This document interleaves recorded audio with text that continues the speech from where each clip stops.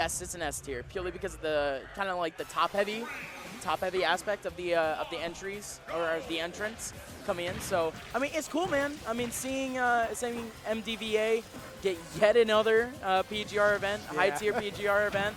Kind of crazy considering that the area just a couple of years ago only had Pound. Yeah. I mean, that area is always like just kind of, they've been around for a very long time, so it's good to see. Yeah, of course. It has quite a bit of history.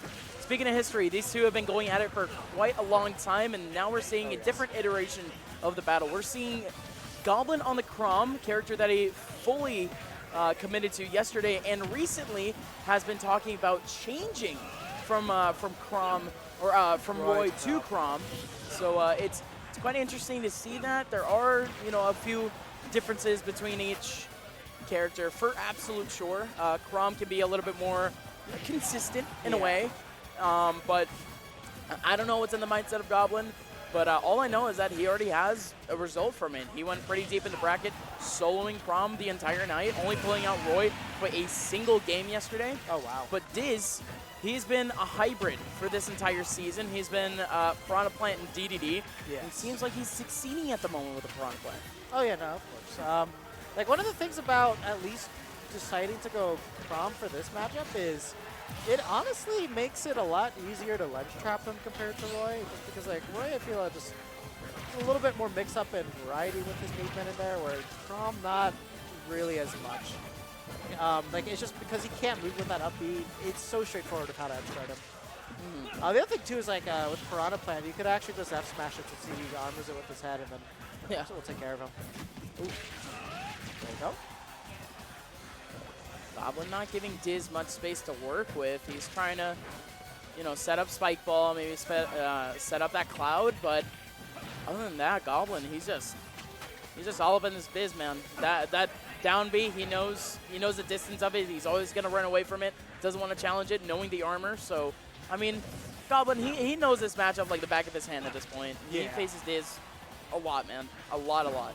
Yeah, other training partners too, but ooh, there we go. I saw a back air in there. Oh. Bobbing and weaving now is Goblin.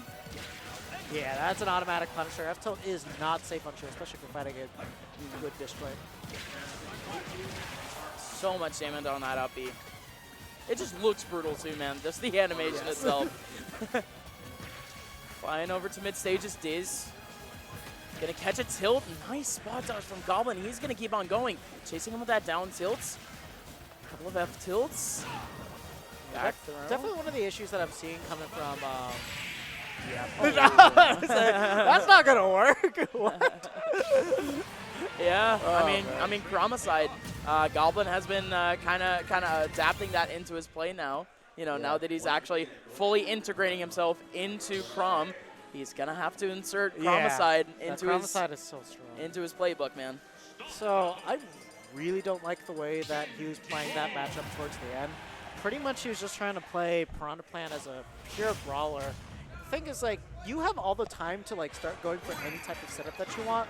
So make it tricky for your opponent to actually fight you. With the way that DiZ was treating it, he was just making him like free to get hit by everything. Like the way that he was playing that at the end was like he's playing to lose. So we'll see how he changes it up with the DDD, but right now it looks like he's just trying to go in. Unfortunately, you're not going to have anything safe on shield against a Chrom, just because he does have access to that up B at shield. That's going to be punished. Okay.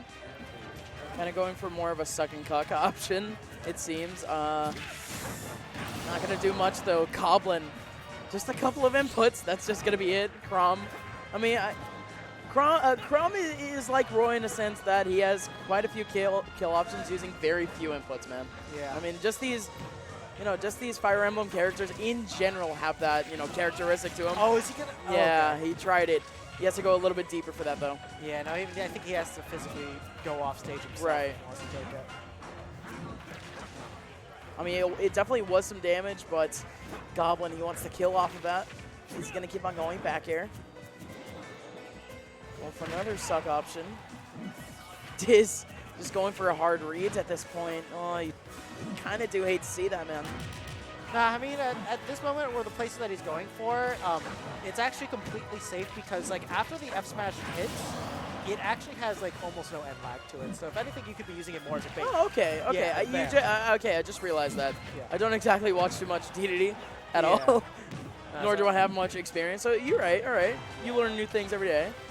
And the thing is, so Jet Hammer can hit the low ledge, so that's the reason why Goblin has to make sure that he acts after that. Gordo gonna end up hitting. He's gonna bounce again. Goblin Oh, wow. using it back, but DiZ actually read that, went for that down smash. Unfortunately, a little bit too late there on that goal. Yeah, that's good shit, though. Oh, man, didn't just want to go for a simple back throw. That's Oh, good. that was a good spike attempt. Goblin, I mean, super high % on that first stock, so he had a little bit of space for error. Yeah. Very funny, man. Why? DiZ, I mean, you're gonna try to go for that pseudo taunts that DDD has, and you're just going to get immediately punished. Goblin. I'm just Good impressed Lord. that he got a down throw down air. That I mean, I don't know how that works, no. man. Whatever. that should. There's no world where that should work.